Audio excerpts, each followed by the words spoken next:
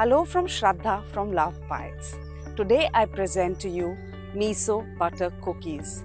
I'm sure you've enjoyed miso in various savory dishes. The fermented soybean paste, the miso used by the Japanese so often in all their recipes, has also been tried by some pastry chefs in their sweet recipes. So today we have done the miso butter cookies and it lends a beautiful umami flavor. And with just a hint of sugar and the sesame seeds on the side, this cookie is heavenly. It's not a very sweet cookie, but the flavors are intense and just so beautiful. Easy to put together, just a little work in keeping it refrigerated.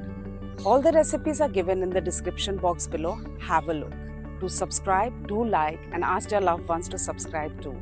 Until next time, bye-bye. Do give my recipe a try. To make our miso butter cookies, we're going to take a bowl. To the bowl, we're going to just put a sieve on top. Take some all-purpose flour and add that. To the all-purpose flour, we're going to add some baking powder. We're going to just sieve it and keep it aside for now. Take another bowl. To that bowl, we're going to take some butter. My butter is at room temperature. We're going to take an electric beater and just beat our butter for 30 seconds or so. To the butter, we're adding some sugar and we're going to just beat it for a couple of minutes. Our butter and sugar have been beaten for a couple of minutes. To that, we're going to add some miso paste and some beaten egg. We are going to beat this until it's well incorporated. Next comes in the all-purpose flour which we had sieved and kept aside. We're going to add little by little and incorporate it to our butter and sugar. I'm not putting on the beater yet, just hand mix and we'll start it. Here is the dough. Just use your hands once to make sure all the dry bits have been well incorporated. What we have to do now is divide the dough into two parts and then we'll take out some cling wrap and make a log out of this first. After you have formed the log, just cut your cling wrap and wrap it. And we're going to put the dough in the refrigerator for at least 30 minutes. Our dough was chilling for some time. I've taken it out. It was too soft to work with it earlier. I've taken a silpat. On that, spread some black sesame seeds which I had toasted earlier. You can put it anywhere, on a chopping board or a plate or a tray, whatever's convenient for you. Open the cling wrap, spread the seeds well, take the log and we're just going to roll.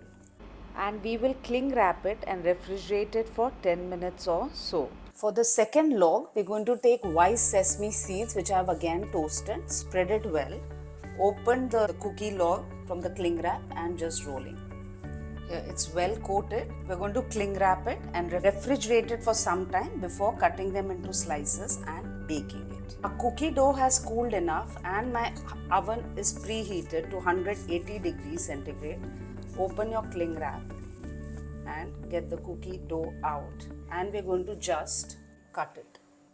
Like this, we're going to cut it. Just flatten it lightly once you have cut it. Here I've cut them all even, and in the same manner we're going to cut the log of our white sesame seeds too.